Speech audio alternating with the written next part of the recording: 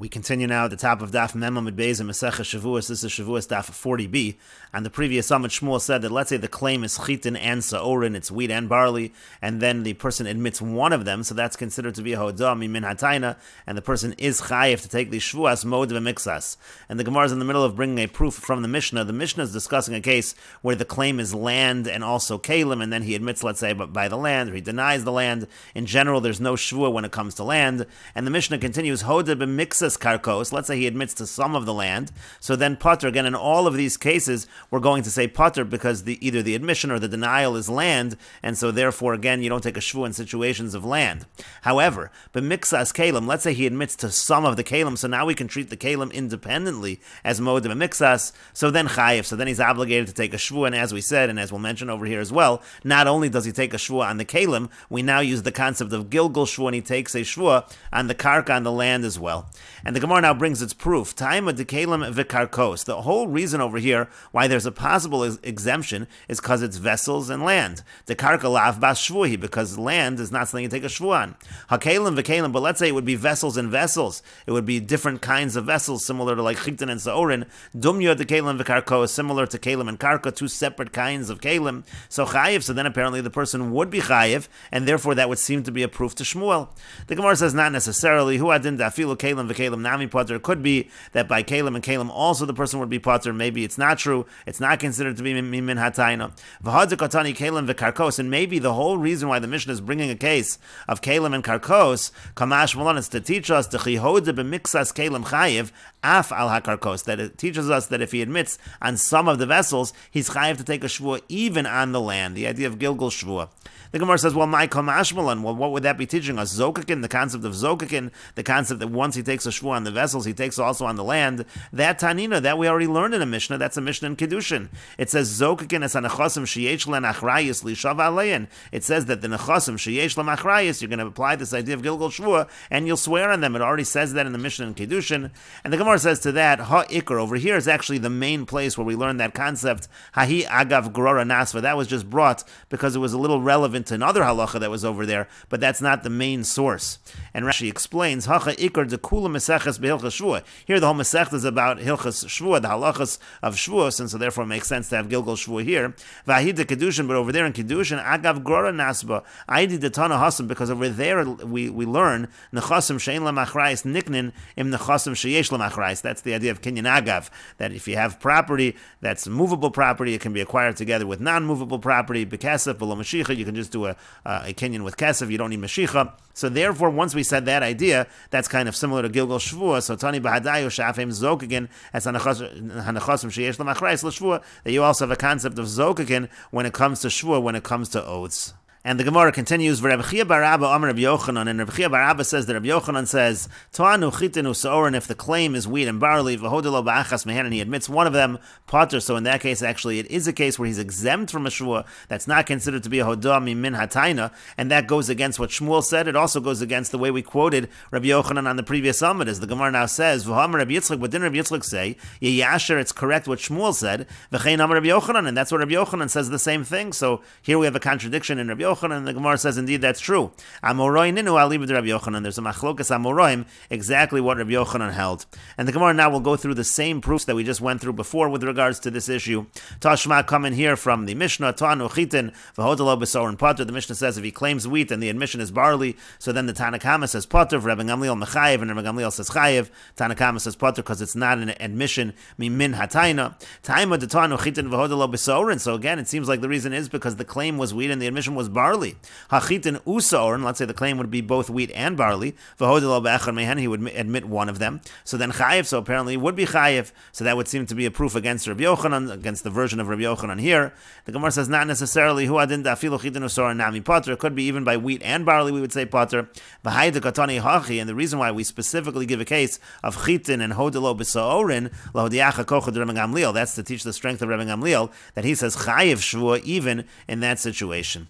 And the Gemara continues, Tashma, coming here, another proof, again, from the Mishnah, To'anu kelim v'karkos, v'hoda v'kelim v'kafar b'karkos. If the claim is vessels and land, he admits vessels and denies land. B'karkos v'kafar b'kelim, he admits land and denies vessels. Potter, again, then he's exempt, because with karka, if the claim or admission is karka, so then we say there's no Shevuos moda b'mixas, because it's land. Hoda b'mixas karka, Potter, if he admits part of the land, he's also Potter, but b'mixas kelim chayiv, if he admits part of the kelim, he's chayiv. And again, the Gemara says, as it said above, time of the kelim v'karkos, the only reason there's an exemption here is because it's vessels and land. The karka la'af bas shvuhi, because karka is not something that can cause one to take a shvua. Ha-kelim v'kelim dumya the kelim v'karkos, but if it would be vessels and vessels similar to vessels and land, meaning it would be different vessels, so chayiv, then apparently chayiv, again, that goes against the version of Rabbi Yochanan we just had above. The Gemara says again, hu adin da'afilu kelim v'kelim nami potter, it could be even vessels and vessels, we also would say potter, and so why over here are we talking specifically about karka? It's just teaching us in this Mishnah that when he admits part of the vessels, he's chayiv to take a shvua even on the land. Again, the concept of zokakin, the concept of gilgal shvua. The Gemara says, "My kamashmalan." Well, what is that teaching us? Zokakin, the concept of zokakin. Tanina, we already learned that in the Mishnah in Kiddushin. Zokakin es anachasim sheyesh lan achrayas lishav alein. It says over there the concept of zokakin by shvua.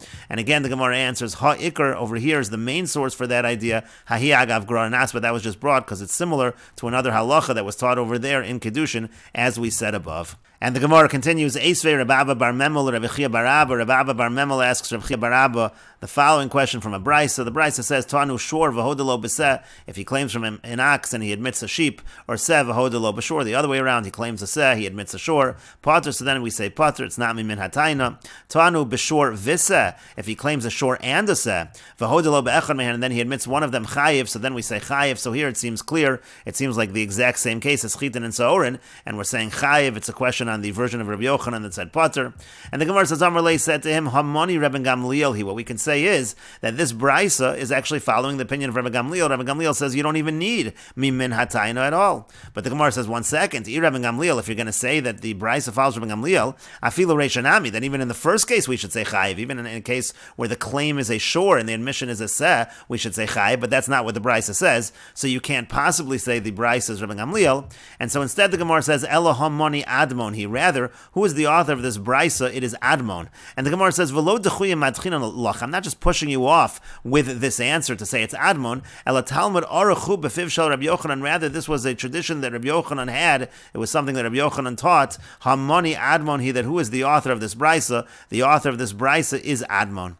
And Rashi explains, Admon, it's Admon, de boy hoda mimin hatayna. Admon, the Tana Admon, he says you do need admission from the same type as the claim. Umiyu heicha de Tana shnai, but nevertheless, if there was a claim of 2 items, v'hodelo be'echad mehem, and he admitted one of them chayiv, we say chayiv.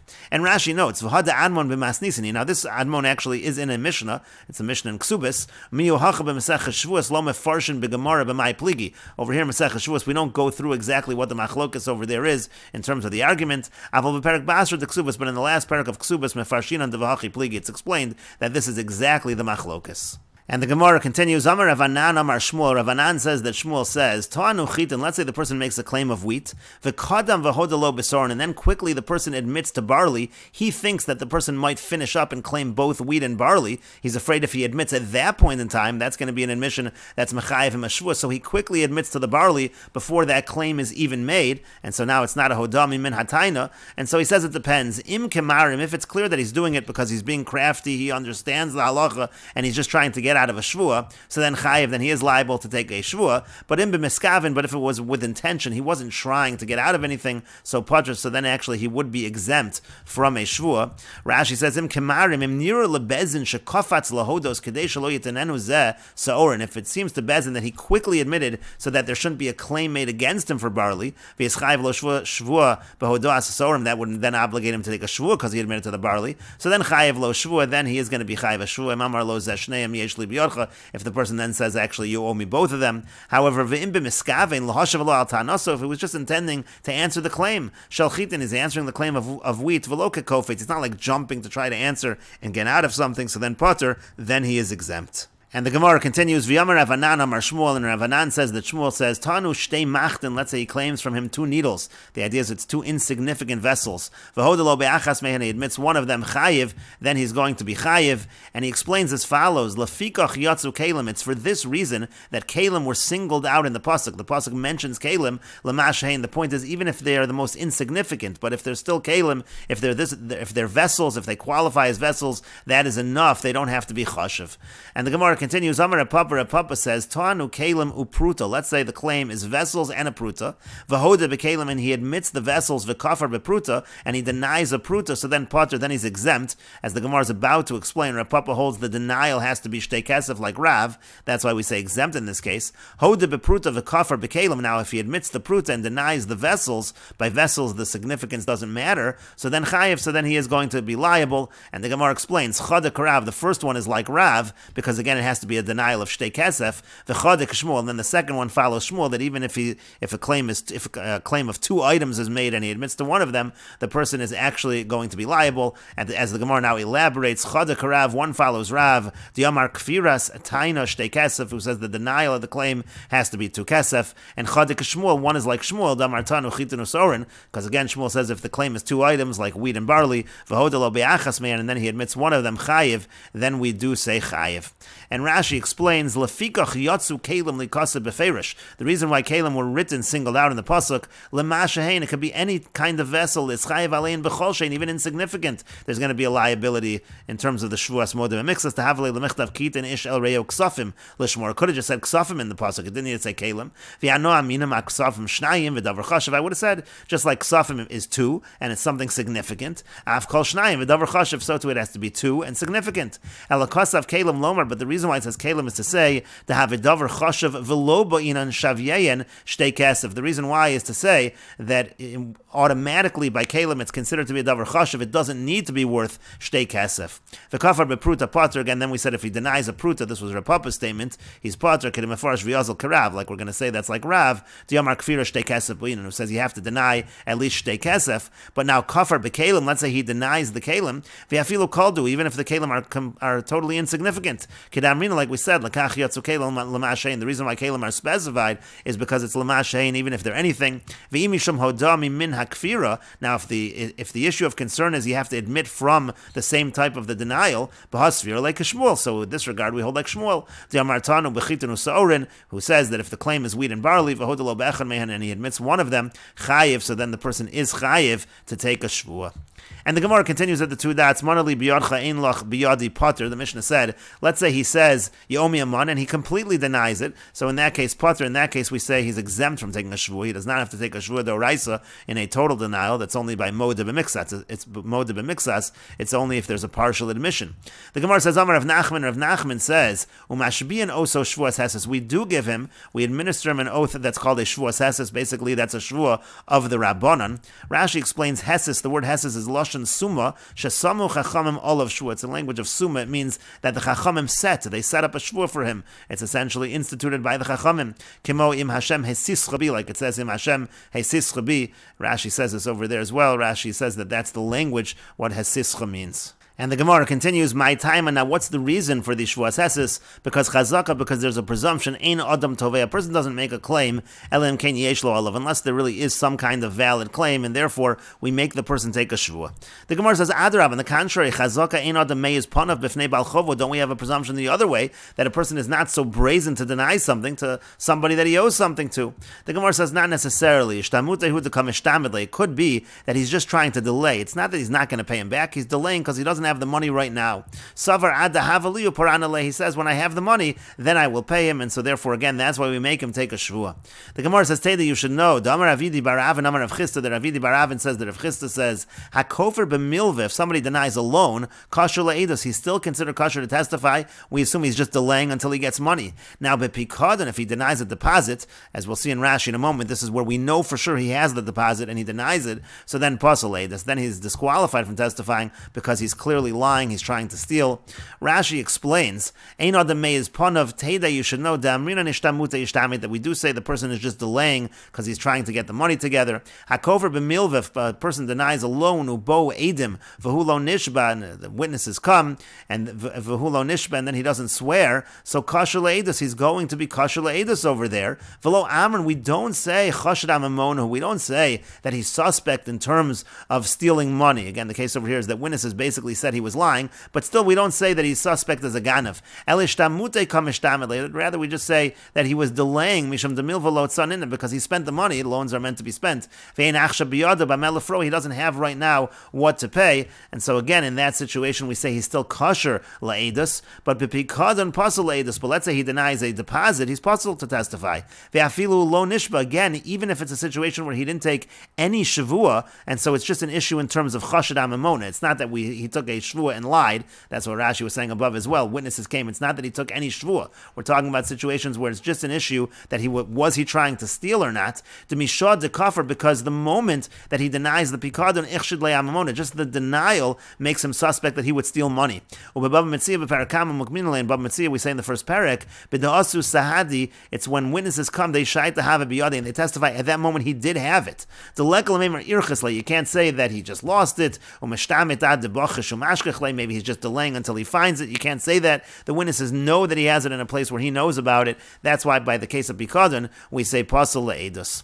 And the Gemara continues, Rav Chaviva Masni Asefa. Now Rav Chaviva, he learned the same statement of Rav Nachman that there's a Shevuos Heses. He learned it on the end case of the Mishnah, where it said, Mana li biyadcha. The case was as follows. He said, You owe me a mana. Amar lo hein. He said, yes. Lamachar Amar lo. The next day said to him, Taneyuli, give it to me. And he said, Nesativ lach, I already gave it to you. So Pater, so there we say that the person is exempt. And on that, Rav Nachman said, V'yamar Rav Nachman said on that, Mashbian oso Shevuos Heses. He is denying it, and therefore we do administer him the Shevuot Rabbanan, the Shevuos Heses. And the Gemara explains, Ma'an demasni aresha. Now the one who learned Rav Nachman on the beginning case of the Mishnah, just the straight up denial, so kol shegen asefa. So certainly on the end case he's going to have to take a Shavua. Rashi explains, kol shegen asefa, certainly on the end case, ta'odi layolav, because here he actually admitted, we know for sure there was something between them monetarily. V'ika drara de mamona, there is some kind of monetary obligation between the two of them. It's even more reason to make sure that we give a Shavua in that case. That's why if you learn Rav Nachman on the Reisha, Rav Nachman would certainly apply to the Seifa, and we will continue with this discussion in the next video on Daf Mem Aleph Amud Aleph.